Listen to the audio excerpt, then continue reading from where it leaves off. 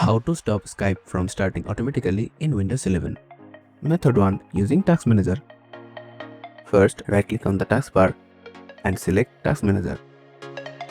Click on the Startup tab. Find Skype in the Startup list. Right-click on it, then click on Disable. Close the Task Manager. Method 2. Using Skype and Settings app. Open Skype from the Start menu. Click on this three dot. Then click on Settings. Now go to General section.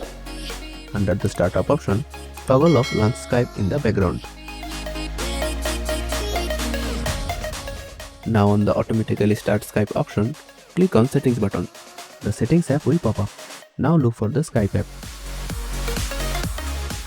Under the Runs at Login section, toggle it off. Now restart your computer to make sure the changes are applied. And that's how you can stop Skype from starting automatically in Windows 11.